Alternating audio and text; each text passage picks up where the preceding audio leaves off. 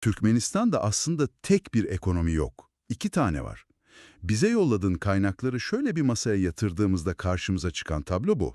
Evet, bu çok net. Bir yanda bildiğimiz resmi, yoksul, hani devlet kontrolünde sıkışmış bir ekonomi, diğer yanda ise tamamen paralel işleyen, inanılmaz zengin, sürekli hareket halinde ve merkezi de büyük ölçüde ülke dışında olan bir gölge ekonomi. Birbirinden tamamen kopuk iki evren gibi. Aynen.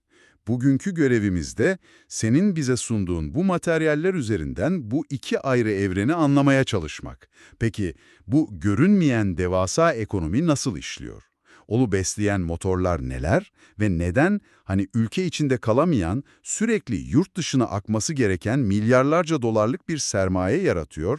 Bugün işte bu paralel finansal sistemin 3 ana motorunu, gönderdiğin notlarda altını özellikle çizdiğin o Daiza Bank mekanizmasını ve son olarak da bu sistemin sadece parayla değil, insanın ruhuna işleyen korkuyla nasıl ayakta kaldığını derinlemesine inceleyeceğiz.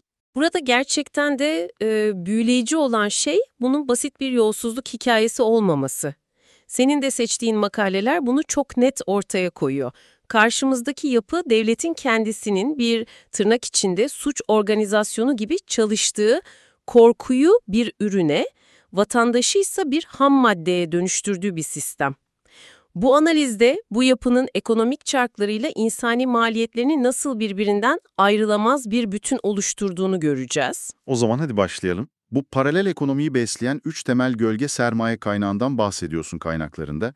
İlki, belki de en sarsıcı olanı, korkunun kendisi. Evet, Yani korku sadece bir duygu değil, doğrudan ekonomik bir metaya dönüşmüş. Rüşvetler, yani sana dokunmayalım ödemeleri, keyfi baskınlar, mülklere el koymalar ve özellikle de başlı başına bir sektör haline gelen hapishane ekonomisi. Bu nasıl bir şey tam olarak? şöyle ki bu sistemin en karanlık ama en karlı alanlarından biri kaynaklar hapishaneleri birer kar merkezi olarak tanımlıyor. İçeri düştüğün andan itibaren her şeyin bir bedeli var. Her şeyin mi? Her şeyin. Daha iyi bir koğuşta kalmak için para ödüyorsun. Ailenden gelen yiyeceklerin sana ulaşması için para ödüyorsun. Bir yerden başka bir yere transfer edilmek için para ödüyorsun. Hatta bazen hayatta kalmak için bile ödüyorsun. İnanılmaz. Ve bu paranın en önemli özelliği ise tamamen sistem dışı ve görünmez olması. Hepsi nakit, genellikle döviz ve asla ama asla bir banka hesabına girmiyor. Saf kara para. Anladım. İkinci motor ise notlarında diploma işleri olarak geçen konu, eğitimin içinin boşaltıldığı bir yerde statünün parayla alınıp satıldığı bir piyasa oluşuyor. Satılık diplomalar, notlar, hatta akademik ünvanlar. Tabii. Ve anladığım kadarıyla bu sadece ülke içiyle de sınırlı değil, uluslararası diploma fabrikalarıyla da bağlantılar var. Bu da yine nakit ve dövizde dönen bir çark. Aynen öyle. Bu ilk iki kaynak, yani korku ve sahte diplomalar, sisteme sürekli olarak küçük ve orta ölçekli, izi sürülemeyen bir nakit akışı sağlıyor. Ama senin de işaret ettiğin gibi asıl büyük kar makinesi bu paralel ekonominin ana motoru, üçüncü kaynak. Evet, çifte döviz kuru. Mekanizma arasında inanılmaz basit ama bir o kadar da etkili. Şöyle bir benzetme yapabilir miyiz?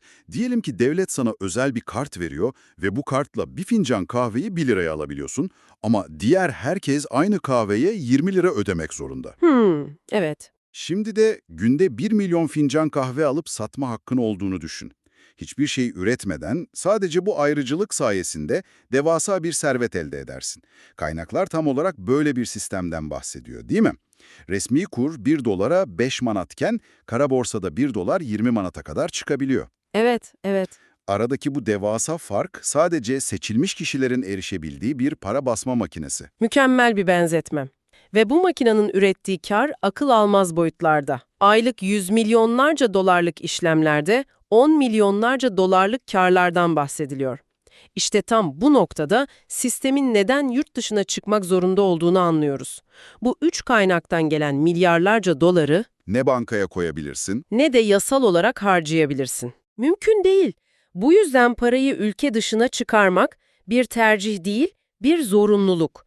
Gönderdiğin analizlerden birinin devlet bir suç organizasyonudur tezini öne sürmesi de tam bu yüzden. Korku sadece bir duygu değil, sistemin ana ürünü. Rakamlar çok çarpıcı, yaklaşık 35 bin mahkum var. Bu her 100 bin kişiye 576 mahkum demek ki bu dünya sıralamasında en üst sıralarda bir oran. Çok yüksek bir oran. Ovadan Tepe gibi kara delik olarak adlandırılan hapishaneler var. Bunlar sadece birer baskı aracı değil, aynı zamanda o bahsettiğimiz kar merkezleri. Notlarında altını çizdiğin bir beslenme dikey hattı kavramı var. Bu çok ilginç geldi bana. Yani bu her bir devlet makamının aslında satın alınan bir franchise gibi işlemesi mi demek? Tam olarak o. Şu somutlaştıralım. Mesela bir trafik polisi imtiyazını satın aldığında bu sıradan bir sürücü için ne anlama geliyor? Sokakta kesilen her cezanın belirli bir hiyerarşiyle yukarı doğru aktığı biliniyor mu? Tam olarak bu. Beslenme dikey hattı sistemin iskeletini anlatıyor. Her makam bir yatırım. Bakan bakanlık koltuğunu satın alıyor, savcı göz yumma hakkını satın alıyor, yargıç mühür basma yetkisini satın alıyor. Ve evet, en alttaki trafik polisi de o sokağı kiralıyor. Kiralıyor. Herkes sisteme girmek için bir bedel ödüyor ve içeride kaldığı süre boyunca hem kendi yatırımını çıkarmak hem de kendisinden yukarıdakileri beslemek zorunda. Bu yüzden sokaktaki o ceza asla sadece polisin cebine gitmiyor. O bütün bir besin zincirinin en alt halkası. Bu hani klasik anlamda bir yolsuzluk değil. Bu sistemin kendisi. Peki bu korkuyla, sahte diplomalarla ve devasa kur farkıyla yaratılan bu dağlarca nakit para ülke dışına nasıl çıkarılıyor? Bu kadar sıkı kontrolün olduğu bir yerden milyarlarca dolar nasıl buharlaşır? İşte burada senin de en çok merak ettiğin kaynakların Daiza Bank adını verdiği banka olmayan bir banka devreye giriyor. Evet, Daiza yani teyze bankası. İsim bile sistemin doğası hakkında bir ipucu veriyor aslında. Hani resmi kurumların olmadığı yerde aile içi, güvene dayalı gibi görünen ama aslında devasa bir operasyon olan bir yapı. İşleyişi gerçekten de bir o kadar basit ve bir o kadar da zekice. Adım 1. Yurt dışında, mesela Türkiye'de, Rusya'da veya Birleşik Arap Emirlikleri'nde yaşayan bir Türkmen göçmen, ailesine göndereceği parayı oradaki bir operatöre veriyor. Tamam, Bu para asla sınırı geçmiyor, yurt dışında kalıyor. orada kalıyor evet. Adım 2. Türkmenistan'daki bir ortak, o göçmenin ailesine parayı dolar olarak ve kuruşuna dokunmadan teslim ediyor. Dur bir dakika, beni en çok şaşırtan kısım burası. Komisyon yok, kur farkı yok. Evet, 200 dolar verdiysen ailen içeride 200 dolar alıyor. Bu ekonomik olarak hiç mantıklı değil. Kimse bu kadar riski bedavaya bedava almaz. almaz. Bu işin kârı nereden geliyor o zaman? İşte bu soru sistemin kilit noktasını oluşturuyor. Bu sorunun cevabı şu, bu ancak ve ancak sistemin kendisi tarafından korunuyorsa, hatta sistemin bir parçasıysa mümkündür. Kanıtlarda bunu doğruluyor.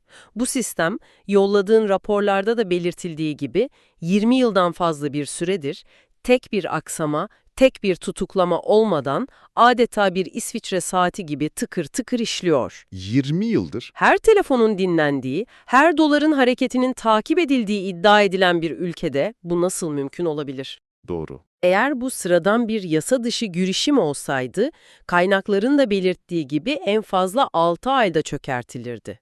Demek ki Daiza Bank, rejimin bir parçası, paralel devletin finansal omurgası. Peki göçmenler bu sistemin neresinde kalıyor? Onlar bu devasa operasyonun farkında mı? Göçmenler sistemin en dahiyane kamuflajı. Onlar farkında olmadan yaptıkları on binlerce küçük, masum ve meşru para transferiyle yani ailelerine yardım amacıyla aslında devasa bir finansal akış yaratıyorlar. Rakamlar inanılmazdı gerçekten. Senin de dikkat çektiğin rakamlar evet inanılmaz. 1,5 ila 2 milyon göçmen yıllık 3 ila 12 milyar dolar arasında bir döviz akışı oluşturuyor. 12 milyar dolar. Bunu bir perspektife oturtalım. Türkmenistan'ın resmi gayri safi yurt içi hasılası yaklaşık 45 milyar dolar civarında. Yani kaynaklar sadece göçmenlerin yarattığı bu gayri resmi sistemin ülkenin tüm resmi ekonomisinin 1/4'ine varan bir büyüklükte olabileceğini öne sürüyor.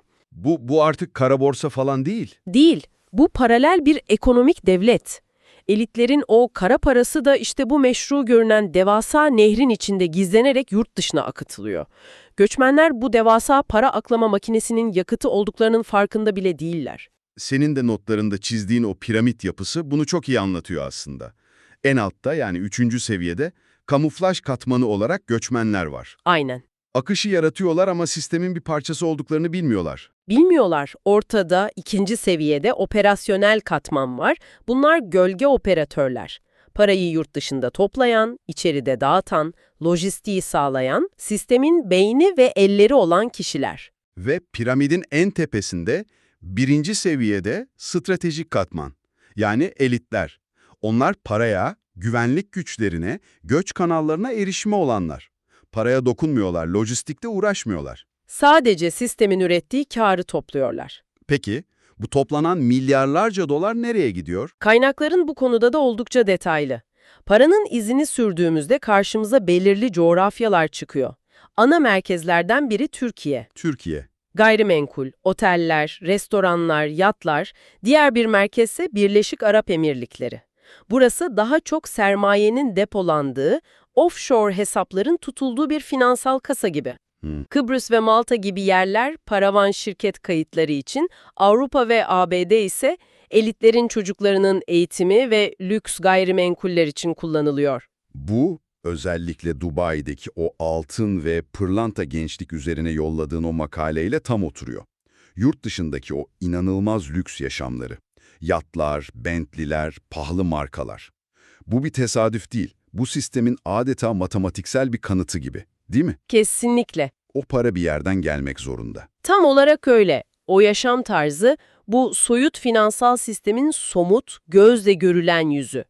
Göçmenlerin gönderdiği küçük paralar ile gölge ekonomiden ve kur farkından gelen devasa kârlar aynı havuza akıyor ve bu hayat tarzını finanse ediyor. Bu, sistemin çalıştığının ve ne kadar büyük olduğunun en somut delili. O lüks, aslında on binlerce insanın küçük birikimlerinin ve içeride üretilen korkunun bir bileşkesi. Bu kadar girift ve devasa bir sistemin neden çökmediği de önemli bir soru. Kaynaklar, bunun kendi kendini besleyen kusursuz bir döngü olduğunu söylüyor. Bir nevi şeytan çemberi. Aynen öyle. Korku, insanları ülkeden kaçmaya, yani göçe itiyor. Göç, döviz akışını yaratıyor. Bu döviz akışı, Daiza Bank sistemini besliyor ve çalışır kılıyor. Daiza Bank da elitlerin yurt dışı servetini oluşturuyor. Büyütüyor. Elitlerin yurt dışındaki bu lüks yaşamı ve finansal güvenliği içerideki sistemin korunmasını bir zorunluluk haline getiriyor. Sistemin korunması ise içerideki korkunun devam etmesini sağlıyor. Sürekli devam eden bu korku da yeni göç dalgaları yaratıyor ve çark yeniden dönmeye başlıyor. Kendi kendini hem üreten hem de tüketen bir organizma gibi. Aynen. Bu işin ekonomik ve mekanik boyutu. Ama yolladığın kaynakların en sarsıcı, en insanın içine işleyen bölümlerinden biri, bu makine bir gün durduğunda ne olacağıyla ilgili. Anlatılanlara göre makine çöktüğünde geriye özgürlük değil, dev bir boşluk kalıyor. Bu gerçekten çok karanlık bir tespit. Evet, çünkü sistem o kadar uzun süre ve o kadar derinden işlemiş ki insanlarda kalıcı hasarlar bırakmış. Senin de notlarında vurguladığın 3 temel hasar var. Bunlardan ilki, korku sonrası korku. Korku sonrası korku. Diyelim ki rejim yarın değişti ve korku kaynağı ortadan kalktı. Ama korku bir alışkanlık olarak insanın içinde, bedeninin hafızasında kalıyor. İnsanlar artık hapse girmekten değil, görünür olmaktan, inisiyatif almaktan, kendi fikrini söylemekten korkar hale geliyor. Korku, dışsal bir tehdit olmaktan çıkıp içsel bir reflekse dönüşüyor. İkincisi de kırılan dil. Bu da çok çarpıcı. Sistem insanlara ben düşünüyorum yerine diyorlar, ben istiyorum yerine lazım demeyi öğretiyor. Evet. Dil bir düşünme ve ifade aracı olmaktan çıkıp sadece hayatta kalma ve tehlikeden sakınma aracına dönüşüyor. Anlamlar kayboluyor, kelimelerin içi boşalıyor. Kaynaklar bunun nasıl bir konuşma tarzı olduğuna dair örnekler veriyor mu? Bir insan kendi düşüncesinin sorumluluğunu almadan nasıl konuşur? Genellikle edilgen çatılarla ve anonim referanslarla. Bir şeyler yapılması gerektiği söyleniyor. Kim söylüyor? Belli değil. Durumun pek iyi olmadığı anlaşılıyor. Kim anlıyor? Belli değil. Sürekli bir belirsizlik ve kişisel sorumsuzluktan kaçınma hali. Dil bir kalkan haline geliyor. Ve son olarak üçüncü hasar, çalınan hafıza. Sistem insanın kökleriyle, geçmişiyle, ailesinin hikayeleriyle bağını koparıyor. Çünkü kökleri ve kendi hikayesi olan insanı kontrol etmek daha zordur. Anlıyorum. Bu üç hasar bedene işleyen korku, kırılan dil ve çalınan hafıza, sistemin en derin ve en kalıcı mirası. İşte bu yüzden o paralel finansal sistem sadece bir para aklama mekanizması değil. Aynı zamanda bu derin insani tahribatı yaratan ve ondan beslenen makinenin can damarı. Biri olmadan diğeri var olamaz. Özetlersek, bugün senin bize ulaştırdığın kaynaklara dayanarak, Türkmenistan'daki paralel ekonominin korku, sahte diplomalar ve çifte kur gibi motorlarla beslendiğini gördük. Evet. Daiza Bank adlı dahiyane bir sistemle, sıradan göçmenleri bir kamuflaj olarak kullanarak milyarlarca doları yurt dışına taşıdığını anladık. Ve tüm bu yapının en tepedeki elitler tarafından korunan, kendi kendini besleyen bir döngü olduğunu ortaya koyduk. Ve belki de en önemlisi, kaynakların ima ettiği gibi böyle bir makine yıkıldığında mücadelenin bitmediğini, asıl o zaman başladığını anladık. Çünkü asıl onarılması gereken şey binalar ya da kurumlar değil, insanın dili, hafızası ve korkunun bedende bıraktığı o derin izler. Kesinlikle. Bu da bizi senin için de düşünmeye değer son bir soruya getiriyor. Bir toplum, nesiller boyu devam eden ve artık bir alışkanlığa, bir reflekse dönüşen korku mirasından nasıl kurtulur? Özgürlük dışarıdaki zincirler kırıldığında mı başlar, yoksa içerideki o görünmez alışkanlıklar ve korkular aşıldığında mı?